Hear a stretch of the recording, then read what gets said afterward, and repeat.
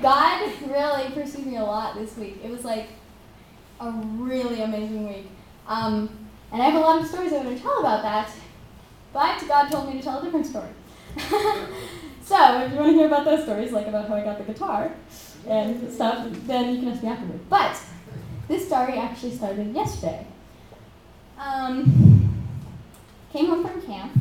It was my last year as a senior, or as a camper like Regina, and it was really hard because normally you come home from SEP and it's really hard to go back to regular life when there's you've just been with 200 people your age that are there for God, you're given time to be with God, and now you have to go back and find time to be with God.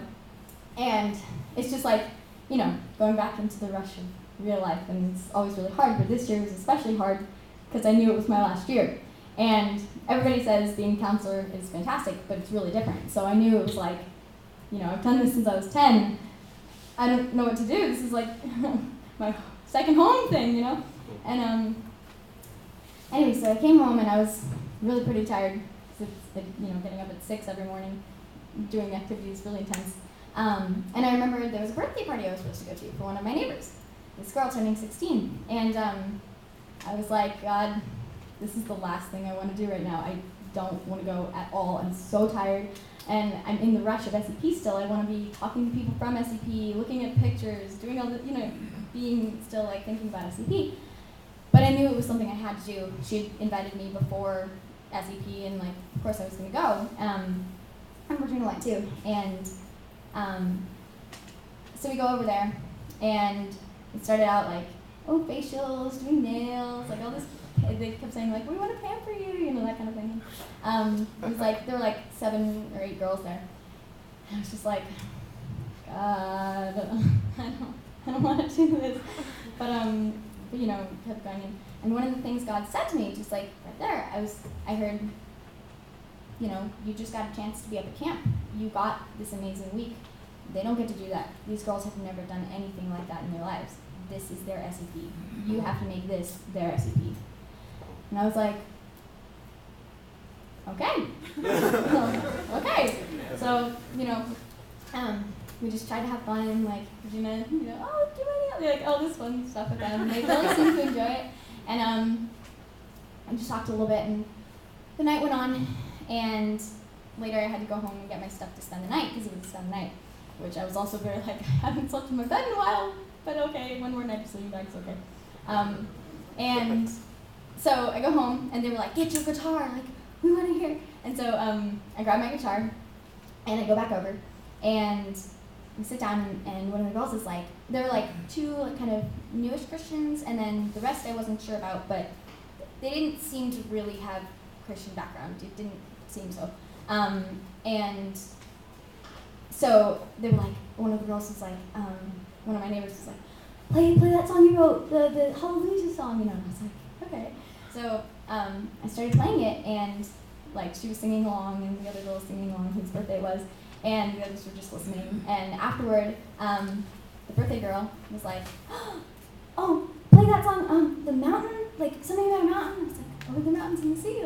So I just started playing it, and afterward I looked over, and she was crying. And I was just wow, I didn't expect that. That's amazing.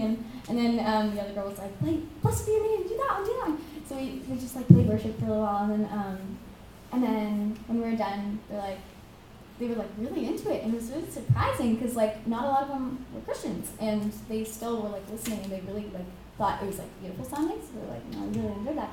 And then afterward we were gonna watch a movie, and just kind of settling down kind of thing, and I didn't know what the movie was, and just kind of getting ready, and I don't even know how it happened, but one of the girls was hey, I know, we should just go around and tell each other things that have happened in our lives, either good or bad, that really made a difference. And I was wow, yeah, let's do it, So we got in a circle, and this one girl, we were who's gonna start, kind of thing. And this one girl said she was gonna start, and she started, and she's excuse me if I started crying, I didn't mean to.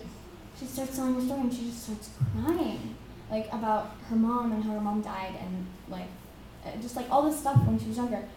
And it just hit me really hard right then, God, when you said make this their SEP, you were serious. Like, not just the fun part, but like the girls, like when we'd go around in a circle, all of them started crying, and all of them, it was like literally like deja vu of my dorm. Some of them had like exact stories from my dorm. They said exact sentences.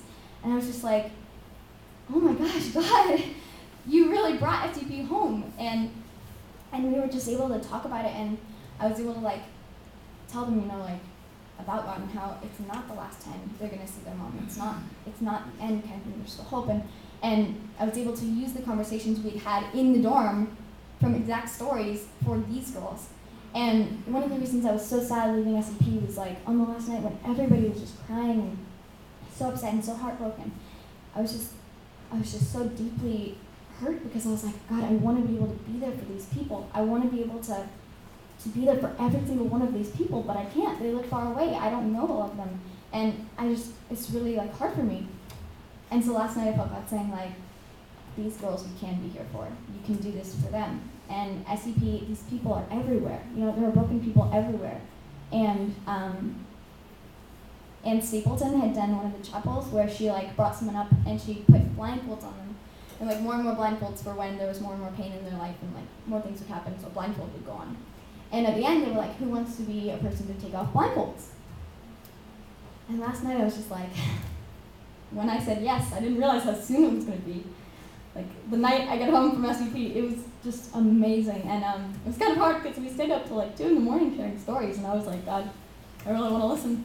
I'm so tired. Give me back, please. But it was just really cool, and we didn't even end up watching the movie.